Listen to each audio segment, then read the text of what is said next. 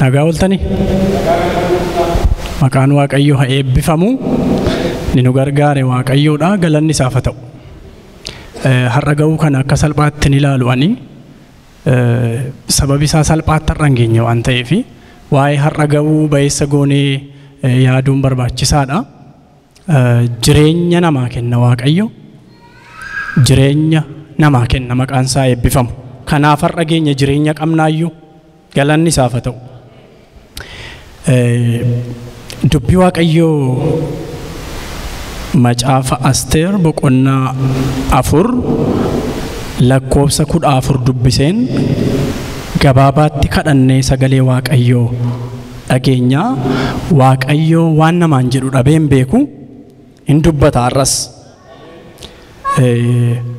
namni waaqayyoo irraa dhaga'uuf dhufe akkasumatti gad hin ba'u sababi isaa waaqayyoo irraa waan dhabamu maqaa ta'eef nan dubbisa sagalicha warri macaafa qulqulluu of harkaa qabdan utuu baafattanii ba'eessa yeroo dubbiin waaqayyoo dubbifamu macaafa Asteer boqonnaa 4 lakkoofsa 14 maqaa gooftaa Yesuusiin nan dubbisa mootuu ta'uun keeyyuu yeroo akkasiitiif yaadame ta'a maaltu beeka yeroo akkasii kanatti ati calluma jettee yoo dhiifte immoo Yihuudoota kan furuu fi kan oolchu iddoo biraatiin ka'a atii fi horteen abbaa keetii garuu hin dhumtu jedhee Asteeritti hin dhaameedha ameen hin kadhanna xinnoo ishee waaqayyoo akka nu barsiisuuf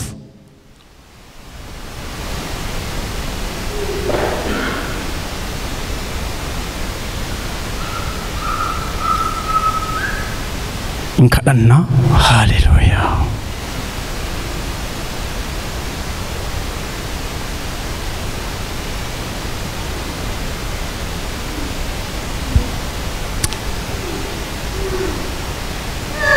nama oolchita balaa jabaa nama oolchita du'a nama oolchita gidiraa nama oolchita gadadoo kee nama baaftee ulfina namatti gonfita salphina namaa ulfinatti geeddarta yelloo namaa dabarsita yaa waaqayyo utuu warri siin gargaaraman jiranii utuu warrati oolchite jiru galanni sitti hin hir'atu ulfinni hin hir'atu mana kee keessaa galata siif ta'utu jira ulfina siif ta'utu jira sababi isaa warra siin gargaarame taddana jira warra tarka qabdee taddana jira siyagalatu siyagalatu siyagalatu siyagalatu siyagalatu siyagalatu mana keenya keessaa siyagalatu waldaa keenya keessaa siyagalatu tokkummaa keenya gidduudha siyagalatu yaa waaqayyo siyagalatu ulfinni sittin hir'atin kabaji sittin hir'atin hoqubaan sittin hir'atin raba galaba janamati aliiboo utuu ati nu gargaartee nurraa qabduu afaan qabanneen teenyu akkati nu oolchite dubbanna maleessa akka tarkanu qabde ragaa baana maleessa haleluuyaa haleluuyaa haleluuyaa warrati harka qabde galata guutuudhaan fuula kee dura jirra galata guutuu siif qabna siif haleluuyaa haleluuyaa haleluuyaa maqaan kee haa kabajamu maqaan kee haa kabajamu harka maranneen teenyu si dura kaasuu guutuudhaan si galateeffanna ulfina siif laanna mana kana keessaa waldaa keenya keessaa galatatu ol aara gara keetti kabajatu ol aara sitti rabagana majana masiyaadi Yesuus gooftummaa kee nurratti mirkaneessite gargaaraa ta'uu kee nurratti mirkaneessite jaalala ta'uu kee nurratti mirkaneessite akka dhuguma oolchitu nurratti mirkaneessite waa'ee nama kan biraa miti waa'ee keenyaaf si haa galatu lubbuudhaan waan jirruuf si haa galatu fuula kee dura waan jirruuf si haa galatu baay'ee cabsee nama hambisa yaa waaqayyo baay'eetu karaa darbaa nama dhowwata baay'eetu namatti dukkaneessa baay'eetu bitaa namatti gasha harki kee karaa keenya waan qajeesheef adeemneerra darbineerra ceeneerra tarkaanfanneerra dhufneerra fuula kee dura nutti dubbadhu yeroo kana. Dubbii kee isa laphee namaa tarsaasu ergi yeroo kana. Isa yommuu dubbatamu lubbuun namaa hin hafne ergi yeroo kana. Ergi sagalee kee ergi.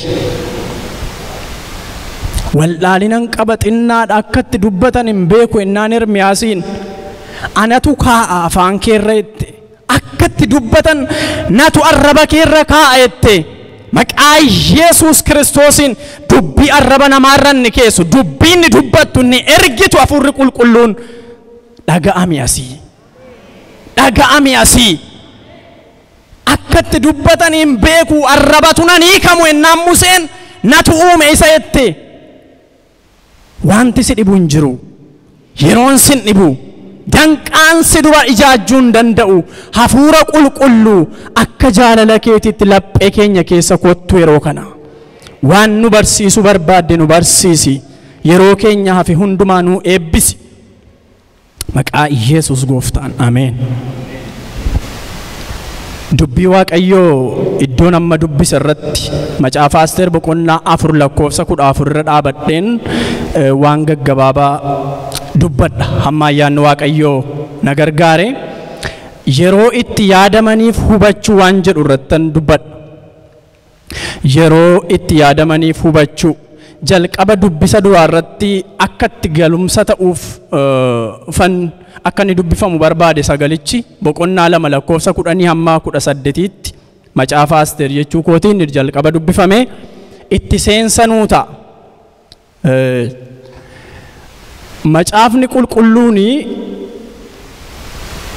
adda miti macaafa hundumaarra adda. Maqaan isaa iyyuu qulqulluudha. Macaafa isa qulqulluudha. Kanaafi akka kitaaba kan biraa miti akkasumatti dubbifama miti. Kitaaba kan biraa asoosama fa'aa dubbisuu an ofii kootiin nan jaalladha. Namoonni jaallattanis jirtu. Attamitti dubbifnee fixuudhaaf dubbifna maaliifi yaada rarra'aa tokkotti hirkatee adeemu wayii qaba asoosamii yeroo baay'ee. Yooman bira gaa kana booda hoo maaltu ta'e achi hoo maaltu ta'e achi hoo maaltu ta'e innee maqaa dubbifnuufi dubbifnee fixuuf ariifanna malee itti gadi qabnee jabeessinee dubbisuun badaa barbaachisaa miti. Macaafi qulqulluun kun macaafota jiran keessaa garuu kan inni na dhibuuf inni tokko baay'ee tokko piraktikaaliidha. Teoorii duwwaa miti. Asoosama oduu gandaa waan haasa'amu miti. Waan qabatamaadha. Inni kan biraan jireenya kenna. Jireenyatu achi keessaa ba'a. Maaliifi dubbiin Waaqayyoo caaffanni qulqullaa'an hundumtuu geggeessaa yoon barreeffamedha. Geggeessaa hafuura qulqulluutiin barreeffamedha. Hafuurri qulqulluun immoo jireenya kenna. Kanaaf kitaabota kan biraarraa adda. Macaafni Asteer seenaansaa akka hirmama macaafa qulqulluutti kitaabota stoorii yookaan kitaabota seenaa keessatti kan ramadamuudha. Wal qabatee adeema chaapterii tokko amma dhumaatti. Wanta hafuuruma tokkoon dubbatamee dhumuudha sila. Seenaansaa jechuu kooti. Garuu sana hundumaan dubbadhu amma mata dureen amma lafa kaa irrattan yaada gabaabaa dubbadha. Mata duree isaa yaadattu jedhee yaada. Yeroo yaadamaniif hubachuu. Yeroo yaadamaniif hubachuu fi yeroo yaadataman hubachuun garaagarummaa qaba. Si'a baay'ee waa'ee yaadatamuu haasa'uu dandeenya. Akkasitti yaadatamee, akkasitti kunnaa ta'ee, akkasitti waan sana keessa darbee, akkasittiin kunnaa ta'e jennee haasa'uudhaaf hin dandeenyaa. Dhuga ba'umsa baay'eetus jira. Waaqayyo garuu yommuu nama yaadatu guyyaa itti yaadamaniif nama yaadata. Guyyaa itti yaade tokkotu jira. Waan jireenya namaa keessatti hojjetu, waan nama sanaan hojjetu guyyaa itti qabu yookaan yeroo itti qabutu jiraayyuu nama yaadata Waaqayyo. Kanaaf yeroo itti yaadamaniif hubachuun salphaa miti. Salphaamatti namaan dhufu. An yeroo kanaaf yaadame. Yeroo kanaafan barbaadame, iddoo kanattan barbaadame, haala kana keessatti bu'aa buusuufan barbaadame, yeroo kanatti Waaqayyo kanaan narraa barbaada, yeroo kanatti iddoo kanatti jechuun salphaatti namaan dhufu. Macaafi Asteer kun backgroundii bal'aa qaba. Gara ergichaatu tuullixin wantoota gaggabaabaa macaafa Asteer dudduuba dhokatanii jiran muraasan dubbachuu barbaada. Wantoota dhokatoo macaafa Asteer duuba jiran dudda duubaan utuban yookaan seenaan sun irratti gadi fageenyaan kan inni rarra'e. Inni tokko macaafa Asteer adda kan godhuu fi kitaabota kan biraarraa yoon dogoggoruudhaa baadhee kitaaba kan biraa tokkoon alatti kan adda godhu macaafa Asteeriin Waaqayyo maqaan isaa achi keessatti hin caqasamne. Sirriidhaa luba. Macaafa weedduu caaluu natti fakkaatan kan biraan. Kan biraan jira. Okay.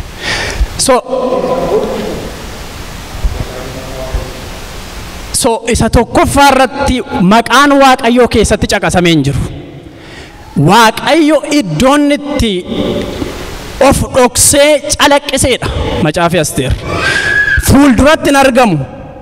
Even argamuu isaa duwwaa utuu hin ta'in maqaa dhumti isaa keessatti hin caqafamne macaafa Asteer keessatti. Kanaaf adda ta'a. Waaqayyotu achi keessa hin jiru. Waaqayyotu harka keessaan qabu garuu jechuu miti. Waaqayyo fuulduratti yeroo hojjetu qaba. Of mul'isee akkaataatti hojjetu qaba. Haala garaagaraatiin hojjeta.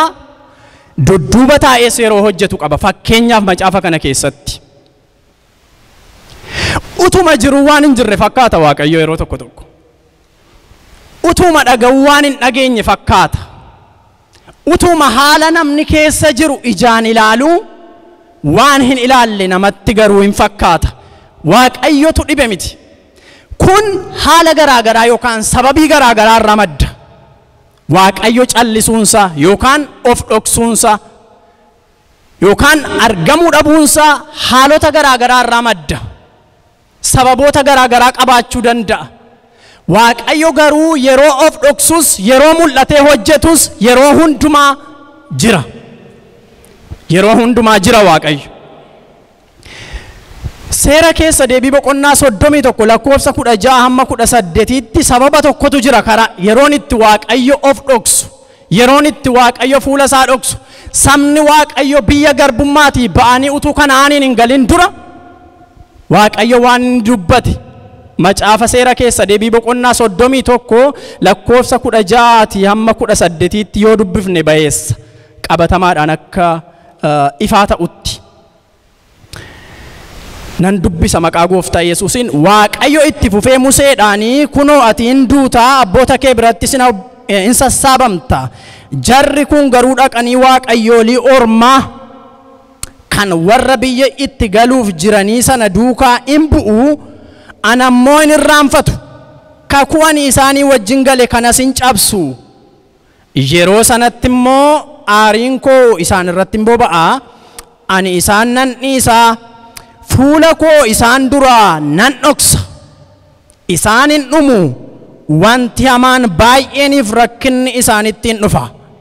Guyyaa sanattis wanti hamaan kun Waaqayyo keenya nu gidduu waan hin jirreef nutti dhufe mitiire hin jedhu. Ani guyyaa sanatti isaan gara Waaqayyoolii biraatti galagaluudhaan wanta hamaa waan hojjetaniif fuula koo raawwadhee isaan duraa nan dhoksa jedhe Waaqayyo. Sababa isa tokkoo dhagaa kun. Ariifadheen dubbise yoo ta'e manatti dubbiftu Waaqayyo sinaa eebbisu. Waa'ee macaafa qulqulluu dubbisuu jalqaba kaaseen ture. Torbanarraa yeroo lubni na dubbisiisaa turanii dhaabbadhu qassedhi suuta dubbise yeroo isaan jedhanii hubattaniitu keessan hin beeku. Jecha tokko isaa kana hubachuudhaafi gadi qabanii alanfataa yoo ta'e malee gadi hin darbu. Akkuma isiniin jedhe kitaabni kun adda waan ta'eef dubbifnee fixuuf dubbifna maqaan taaneefi adda. Yaada isaa akka qabattaniif ariifadhee dubbise isa jedhuufan jedhean. Kanaafi Waaqayyo sababii inni ittiin of dhoksuuf tokko lafa kaa'e. Fuula koon isaan duraa dhoksa'aniidha. Maaliif ennaani isaan yommuu biyya sanatti galanii Waaqayyoolii ormaa waaqessuu isaaniitiin duddanatti gatanii ana waaqayyo isaanii waan dhiisaniif ani isaanan dhiisa jedhe. Fuula koon isaan dhoksa hin dhumu biyya isaanii keessaas hin baafamu rakkina jajjabaatu irra ga'a jedhe. Kan ammoo hin hubatu jedhe. Attamitti hubatu yommuu rakkinni sun isaan irra ga'u waaqayyo keenyatu nu gidduu hin jiru. Waaqayyotu nu dhokatee jira. Kanaaf rakkinni kun hundumtuu nurratti ta'e hin jedhu jedhe waaqayyo itti dubbateera Museetti duraan dursee. Karaa kanaan waaqayyo of dhoksa jechuudha. Sababoota kan biraanis jiru.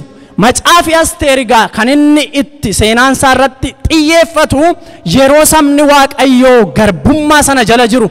Kaan isaanii deebi'aniiru garuu kaan isaanii immoo biyya garbummaa sana keessatti horanii baay'atanii yeroo isaan lafa qabatanii biyya sana keessa jiranidha. Biyya waaqayyo isaaniif kenne Kana'aan keessa jiran yeroo kana. Iddoo sanatti raawwate seenichi. Kanaaf waaqayyo isaan keessatti yeroonni ofii isaa hin mul'ifne yookaan fuulduratti yeroonni hin mul'annedha. Waaqayyo yeroo tokko tokko waan hin mul'anne fakkaata jechuudha.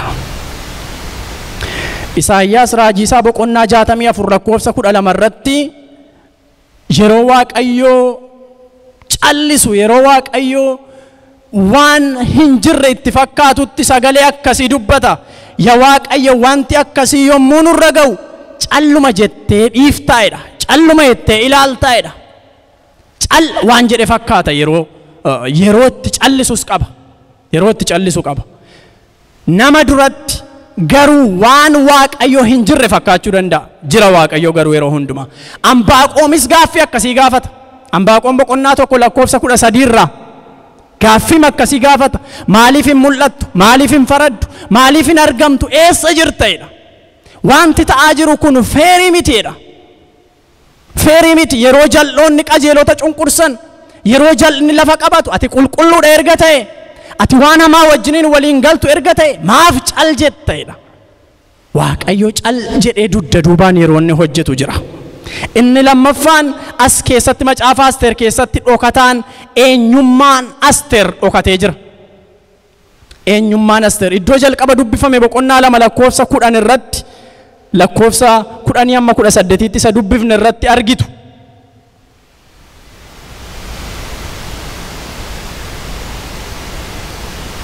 Asteer sanyii isheef qomoo ishee akka hin mul'ifne Mordekaayi ishee dhowwee waan tureef isheen sanyii isheef qomoo ishee hin mul'ifneedha.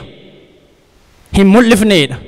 Hamma yeroon ga'utti hamma guyyaan dhufutti hamma yeroon beekamuu isheetii ga'utti eenyummaa ishee mul'isuudhaaf yeroon itti barbaachisu maqaa jiruuf ammatti garuu eenyummaa kee hin mul'isin ittiin jedhe Mordekaayi. Eenyummaa kee hin mul'isin. Ani Yihuudiidhaan jedhin qomoo akkasiitiin jedhin sanyii akkasii irraan dhufe hin jedhin calluma jedhi ittiin jedhe. Kanaaf eenyummaan Asteer achi keessatti dhokataadha. Dhokatee ture. Inni kan biraan dudda duuba seenaa kanaa kan jiran mootota sadiitu jira. Mootota sadii. Inni tokko mootii Agaag jedhamu. Inni kan biraan mootii Saa'ol. Mootiin Saa'ol mootii Israa'elootaa isa jalqabaati. Israa'eloota keessatti mootii ta'uudhaan isa muudame. Inni kan biraan immoo seenaa mooticha kitaaba kana keessatti caqasameeti. Macaafa Asteer keessatti isa caqasame. Ahashweroos isa jedhu. Ahashweroos kun maqaa mootummaati. Malee maqaa isaa riil neemii isaa miti. Arxesxes natti fakkaata.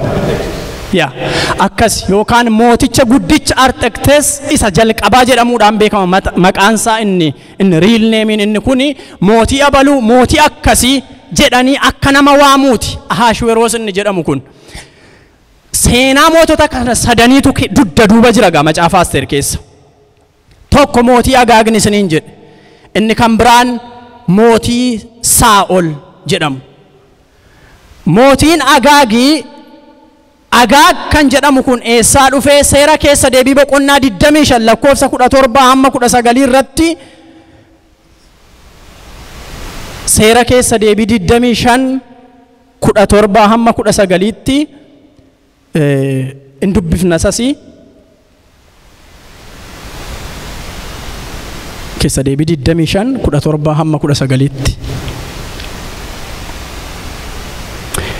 nan dubbisa. Biyya Gibxiiti yommuu ati baate wanta warri Amaaleq karaatti si hojjetan yaadadhu.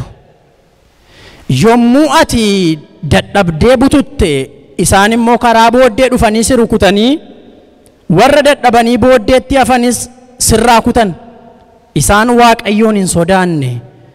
Kanaaf biyya Waaqayyo Gooftaan kee akka dhaala gootee qabattuuf siif kennu keessatti inni ofii isaatii diinota naannoo kee jiran hundumaarraa yommuu si boqochiisu seenaa warra Amaaleq bantii Waaqaa jalaa haxaa'i balleessi hin irraanfatinis jedhe Waaqayyo.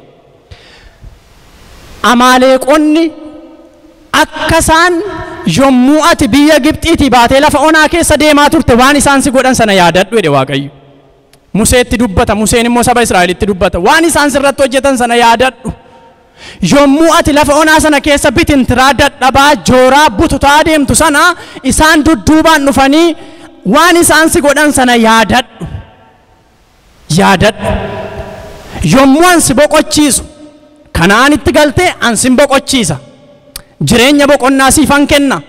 Yeroo sana garuu waan gootuun sitti hima jedhe Waaqayyo. Haxaa'iiti jara kana lafarraa balleessi jedhe. Haxaa'iiti bal'e hin irraanfatin jedhe.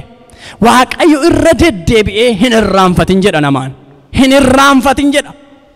Namni maqaa irraanfatuuf, namni waan dagatuuf, namni waan dhiisuuf si'a baay'ee hin irraanfatin jedha. Irra deebi'ee hin irraanfatin yaadadhu jedhe Waaqayyo.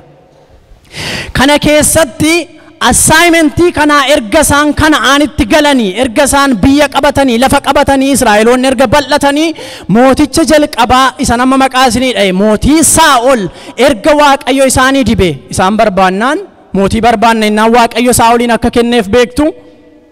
Saa'oliin dibee moosiseef akka saba kan biraatti, akka qomoo biraatti mootiidhaan buluu barbaanna innaan Saa'oliin kenneef. Isa booda sanyii Amaaleqotaa kana lafarraa balleessu hoomorkii isaa Saa'oliif kenne Waaqayyo. Dhaqiitii haxaa'ii balleessi lafarraa jedhe. Macaafa Saamu'eel isa duraa boqonnaa 15 keessatti. Balleessi jedhe. Wanta Waaqayyo isatti kenne sana inni garuu assignmentii sana darbuu hin dandeenye. Hin kufe. Feelii godhe. Feelii godhe. Wanta sana tugaa rarra'ee dhufe amma. Bara baay'ee booddee, yeroo baay'ee booddee Waaqayyo eventii kana deebisee yeroo isaan biyya ormaa keessatti faca'anii jiran keessatti mul'ise. Achi keessatti mul'ate deebi'ee dhufe. Karaa mooticha Arxekes yookaan Ahashweroos sana maqaa dha'ee mootii sadaffaa isa kitaaba Asteer keessatti dugda duuba taa'ee seenichi irratti rarra'ee jiru kana karaa sana mul'ate.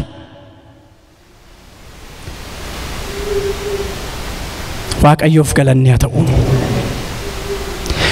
Balleessi jedhee assignmentii Waaqayyo itti kenne sana waan inni dhiiseef Saa'ol hin yaadattu yoo ta'e Waaqayyoon dhaga'uu mata duree jedhu irratti gaaf tokko dubbadheera waa'ee isaa. Isa gaannama macaafa Asteer keessaa biqqedee mul'ate. Macaafa Asteer guutummaa isaa yoo laalle isa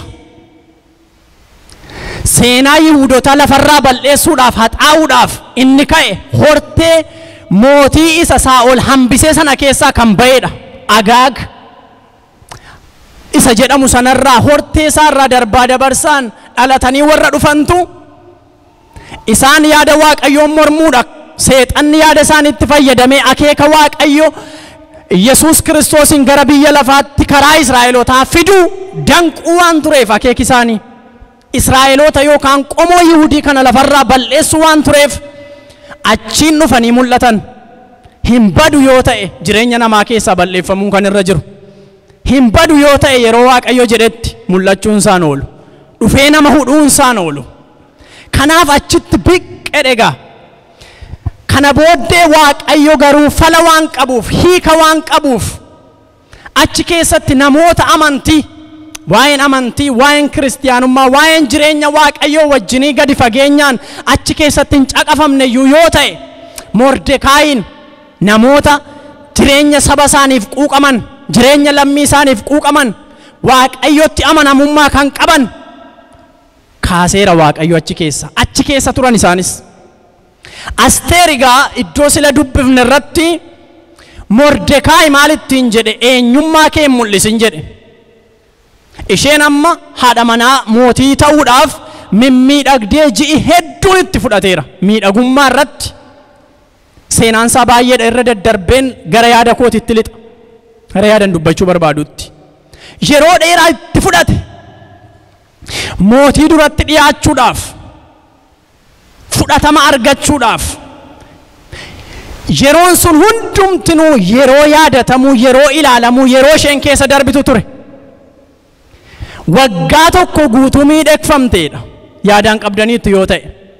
Ji'a ja'a qumbiidhaan miidhaguudha dubartoonni mooticha duratti dhiyaachuudhaaf. Mootii keessaa filata. Mootii moototaa jedhama yeroo sana. Biyyoota 127 irratti kan mo'eedha. Mootii beekamaadha. Aangoon biyya lafaa kana harka isaa jala tureera. Biyya 127 yaada. Maqaan biyyootaa isa amma beennurraa jijjiirameera yoo ta'e iyyuu. Yeroo sana inni mandara Suusaan keessa taa'ee bulcha. Ashuuros. Garuu mootummaa biyyoota 127 harka isaa keessa tureedha. Isaaf haadha manaa ta'uudhaaf kan malte waggaa tokko miidhagfamuutu irra tureedha. Yeroo sana keessa miidhagfamtee Asteer achi lixxeetti. Mordekaayi immoo eenyummaa kee hin himin yeroon isaan geenye yeroon itti ati himuun sirra jiru waan jiruuf amma garuu eenyummaa kee hin dubbatin jedheera. Maqaan ishee iyyuu Asteer akkan turre argitu asirraa. Maqaan ishee inni Ibrootaa yookaan inni kan Israa'el keessatti isheen ittiin beekamtu Hadaasaa jedhama Macaafi Qulqulluun. Hadaasaa jedhamti. Garuu maqaa namoota biyya sanaa kenneef Mordekaayi. Asteer akka isheen jedhamtu. Miidhagduu turteedha. Irra caalaatti immoo erga achi ol lixxee mana mootummaa keessa nama hundumaa naasifatti turteedha. Nama hundumaa naasifatti turteedha. Hin fudhatamte egaa haadha manaa mootii taate ol galte. Hin yaadatamte. Iddoo kabajaa dhaqxe. Iddoo ulfinaa dhaqxe. Yeroon sun yeroo isheen itti yaadatamte turte. Yeroo isheen itti mul'atte turte. Yeroo isheen itti miidhagdee turte. Simboo fudhatamaa jaallatamuu sana kan irra kaa'e Waaqayyoodha. Maqaan isaa bara baraan ulfaatu. Nama miti. Hubadhaa biyya 127 keessa durboota jiran mimmiidhagoo jedhaman babbareedoo jedhaman hundumaa walitti guuranii fidaniif mootiidhaaf. Isaan keessaa garuu garbitti biyya ormaati bitamtee dhufte. Abbaa faadha iyyuu hin qabdu jedha dubbii Waaqayyo. Abbaa faadha hin qabdu Mordekaayitu guddiseedha. Hintala wasiila isaatiiti isa biratti guddatte. Hir'ina qabdi. Rakkina qabdi. Garbummaa keessa jirti biyya isaanii miti. Achi keessatti miidhagse Waaqayyo. Galanni isaaf haa ta'u. Miidhagummaa jarri itti tottoshan sanatu miidhagse jedhee yaaduun. Waaqayyo akeeka waan qabuuf, waan qopheesse, waan yaade waan qabuuf akka isheen fudhatama argattu godhe Waaqayyo. Galanni bara baraa isaaf haa ta'u. Hundumaa keessaa jaallatamtee nama naasifatti turteedha. Kanaaf haadha manaa mootichaa taatee filamte egaa. Haadha manaa mootii Ahashweroos taatee filamte yeroo yaadatamuu ture yeroon sun. Yeroo ol jechuu ture, yeroo mul'achuu ture. Yeroo jaallatamuu ture, yeroo fudhatama argachuu ture. Garuu Waaqayyo guyyaa yaadeef qaba. Yeroo yaadamaniif hubachuun baay'ee barbaachisaadha. Isa gaa boqonnaa 4 lakkoofsa 14 irraan nan sila dubbise. Maaltu beeka jedhe. Mootuu ta'uun kee iyyuu yeroo akkasiif yaadame ta'a. As galuun kee iyyuu yeroo kanaaf yaadame ta'a. Yeroo kanaaf yaadame ta'a. Ulfina argachuun kee ammaaf ta'a. Jaallatamuun kee ammaaf ta'a. Yeroo yaadatamuu fi yeroo yaadamaniif hubachuu. Waaqayyo bakka nu kaa'e hundumaatti waan nurraa barbaadu qaba. Waan nurraa eegu qaba. Waan yaadamneeftu jira. Waan akeekamneeftu jira. Waan galmaan geenyutu jira. Mana Waaqayyoo keessatti sadarkaa kamirrayyuu nami jiru. Staatasii kamuu nami qabu. ulaagaa kamuu nami qabu iddoo hojii kamuu nami hojjetu yaada waaqayyoo waan galmaan ga'u qaba. Galanni waaqayyoof haa ta'u. Moototuun kee kanaaf yaadame ta'a. Kamiif? Maal yeroonsaa yeroo attamiiti? Maaltu ta'aa jira? Yerootti Haamaan Yihuudooti hundumtu lafarraa haa balleeffaman jedhee labsii baaseedha yeroonsa. Isheen immoo mana mootummaa keessa jirti. Haadha manaa mootii taatee jirti. Yeroo akkasiiti. Akka seera Meedooniif Faaresitti wanti si'a tokko mallatteeffame galagalan qabuudha. Keessa deebi'anii hin ilaalan jedha. Haballeeffaman jechuun haballeeffamuudha. Genocide isa jedhamu. Qomoon Yihuudii bulchiinsa mootummaa kee keessa jiru hundumtu akka balleeffamu jedhee mooticha Ahashweroositti erginaan kun mallattaa'ee mirkanaa'ee dhumeera. Yeroo muraasa keessatti biyyoota sana hundumaa keessatti wal ga'eera. Yeroo dhiphisaa ture. Namni kana dhaga'e hundinuudha. Warri Yihuudoota ta'an hin gadduudha. Hin soomuudha. Hin boo'uudha. Waan isin dhibu garuu Asteer kanan dhageenye. Asteer kanan dhageenye. Waaqayyoof galanna ta'u. Isheen mana mootummaa keessa jirti. Jarri ala jiru. Karaa ishee darbayyuudha silaa. Durayyuu oduunsaa ishee bira ga'a ture.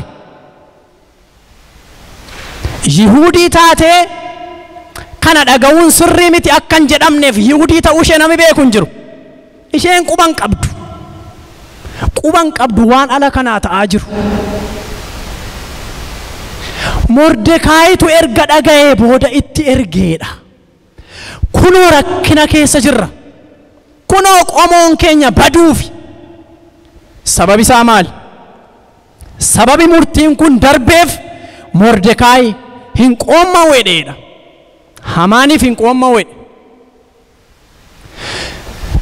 Hamaani mooticha Ahashweroos guddaatti aanee bulchiinsa guddaa waan argatee fi namni hundumtuu sodaachaa isaa sagade. Isaa gadi jedha. Isaa qoomma. Jarri biyya ormaa keessaa jiraatan iyyuu malee warra kakuu qabanidha. Warra namaaf hin qoommaaneedha. Waaqayyoof malee. Warra kakuun bara baraarra jiruudha. Galanni waaqayyoof haa ta'u. Waan baay'eetu nama qoommaasisa har'ayyuu. Waan baay'ee nama qoommaasisa. Nami fuulaa fuulatti namatti dhufee naa qoomma'e jedhu hin jiru ta'uu danda'a. Garuu wanti nama sagachiisu waa meeqatu jira har'a. Jireenyi keenya akka isaa jilbeenfatu kan barbaadu. Gadi kan nu qabu. Yeroo hundumaa akka nuyi isaaf yeroo laannu kan barbaadu. Waa meeqatu jira. Jireenya biyya lafaa kana keessa.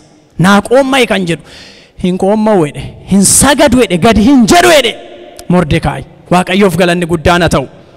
Maaliif nama kakuu qabu nama Waaqayyo Waaqa Israa'eliin waaqessu ta'ee kun narraan eegamu. Warra ergaman achii keessaati namoonni isa arganii dhaqanii itti maneedha. Hamaanitti irra deddeebi'anii gaafannaan an kanan godhuedhe. Mordekaayi an kanan godhuedhe. Hin godhuan hin sagaduedhe. Kana gochuun anaaf hin ta'uedhe.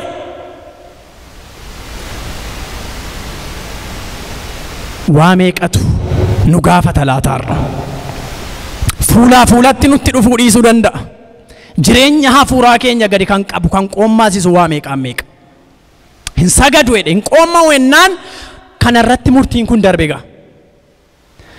Okay, erga kun ta'eedhe Hamaan hin tuffateedha isa duwwaa ajjeesu.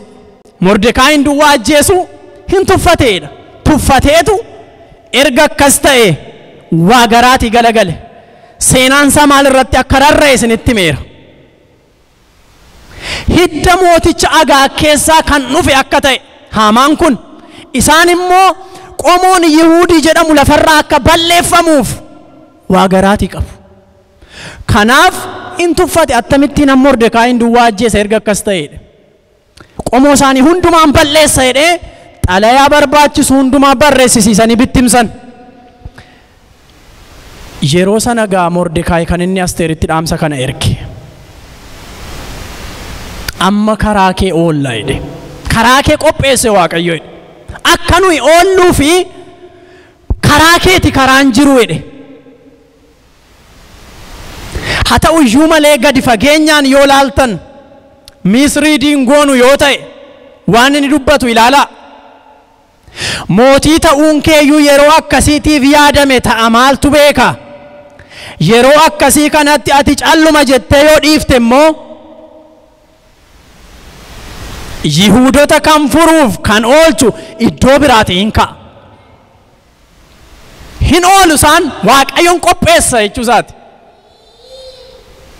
Karaan jira si duwwaa miti. Garuu isaaf yaadamte. Garuu isaaf qopheeffamte. Garuu isaaf as jirta. Garuu kanaaf Waaqayyo as si kaa'edhe.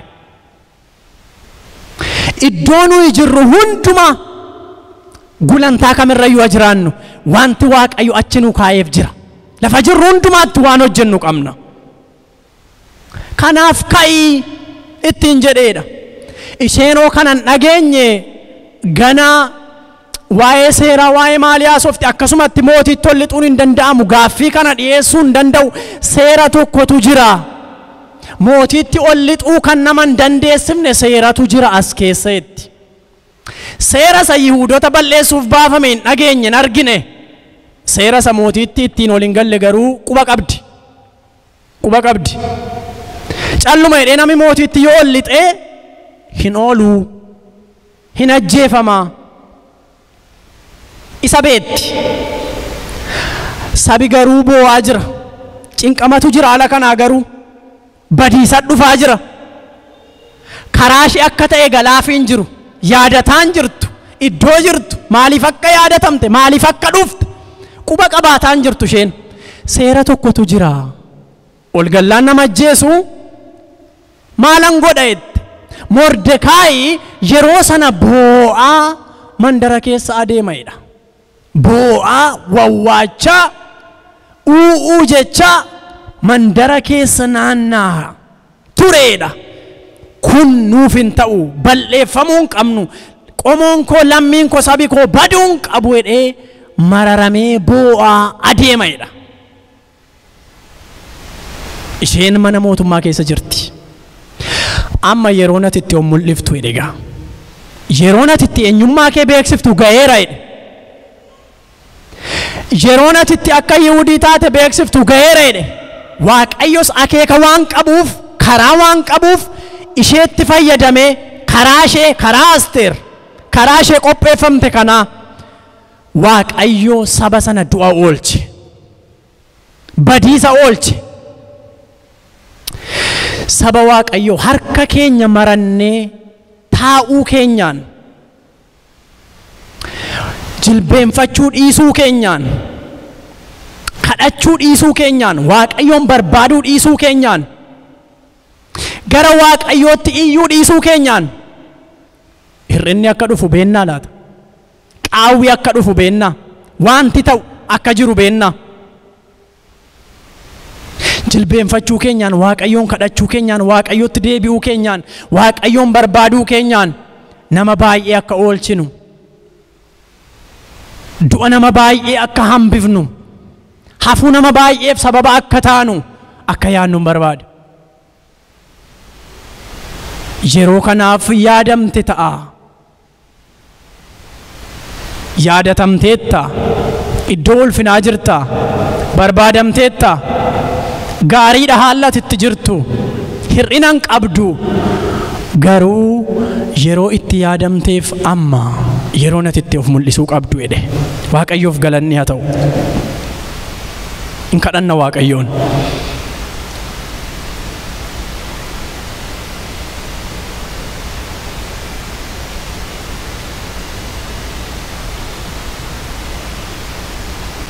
Yaada kadhannaa.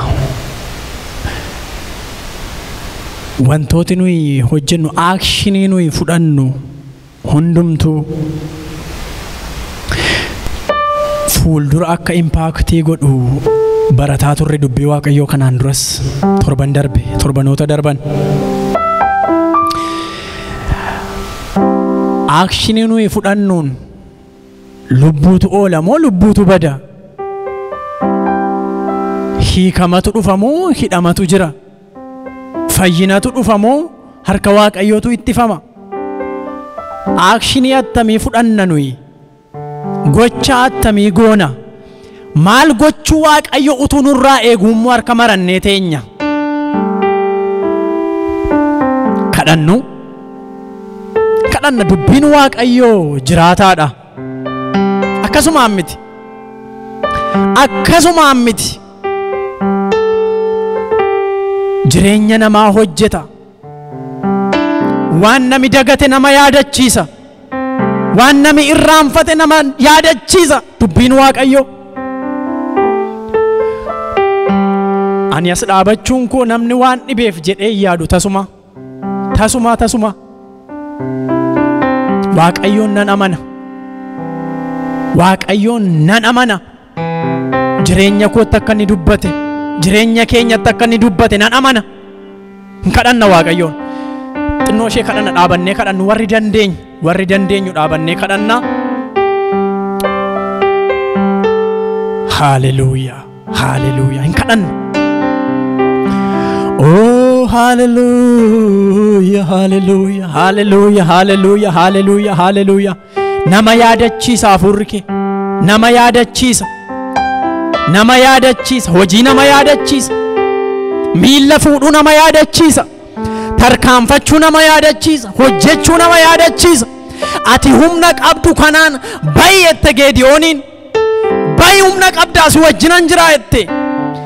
Baay'ee sodaataan jedhamtu kana booda anatu si wajjiniin taa'ette. Oh, hallelujah, hallelujah, hallelujah. Nama kaafta. Namaan hojjetta ati. Namaan hojjetta. Karaa namaa hojjetta. Kanaaf asitti walitti nu qabde. Kanaaf sagalee kee nutti ergita. Oh, hallelujah, hallelujah. Jaalalaati. Jaalalaan nama sossobda. Jaalalaan namatti dubbatta. Jaalalaan yaa Waaqayyo nama babbalta. Jaalalaati. Hin baata si wajjiniin waan jiruuf hin rukutta jette. Hin moota jette. Hin baafta saba kana jette. Loltoota baay'ee sin barbaachisu. Dachaasi keessaa jette Geediyooniin. Dachaasi keessaa nama muraasa duwwaadhaan ani Waaqayyo isinii wajjin jiraachuu koo mul'isaa jette. Oh, baay'ina namaa miti. Namaa wajjiniin jiraachuun kee gaadha. Namaa wajjin dhaabachuun kee gaadha. Ani jira jechuun kee gaadha. Ani harkan si qaba jechuun kee gaadha. Ani si wajjiniin an dhaabadha namaan jetta ati. Akka dubbii kee jirta. Natu si gargaara jetta. Natu si geggeessa jetta. Natu si moosisa jetta. Natu si ceesisa jetta. Humna situ qaba. Jabina situ qaba. Moo'ichi kan keeti. Dandeettiin kan keeti. Irreen kan keeti. Kan nama moosisu si Waaqayyo. Waan humna nu caale nu moosisi. Wanta ka'uu nu dhoowwe nurraa galagalchi. Maqaa Yesuus Kiristoosin nu kaasi. Nu kaasi. Nu adeemsisi. Ce'uuna ta'u, darbuuna ta'u, tarkaanfachuuna ta'u, jijjiiramuuna ta'u, guddinna ta'u. Daagummaa nurraa kaasi, harkifachuu nurraa kaasi. Sagalee keetiin waan nu utubdeef. Oh, hallelujah, hallelujah, hallelujah, hallelujah. Siyaa galatu. Hafuura qulqullu siyaa galatu, siyaa galatu, siyaa galatu. Warra si dhagaa waan nu gooteef siyaa galatu. Dubbii kee waan nu kenniteef siyaa galatu. Siyaa galatu Waaqayyo. Eebbifamii. Eebbifamii, eebbifamii, eebbifamii, eebbifamii. Sitti malee eenyutti garaan namaa ciisa. Sagalee kee malee maaltu humna nama kaasu qaba. Sagalee keeti. Sagalee keeti. Sagaleen humna qabu. Oh, sagalee keeti. Sagaleen du'aa kaasu. Sagalee kee fi siyaa galatu. Raba galama janamas ulfaadhu Waaqayyo. Waa'ee yeroo nuu laatteef iddoo nuu laatteef siyaa galatu. Maqaa Yesuus Gooftaan. Ameen.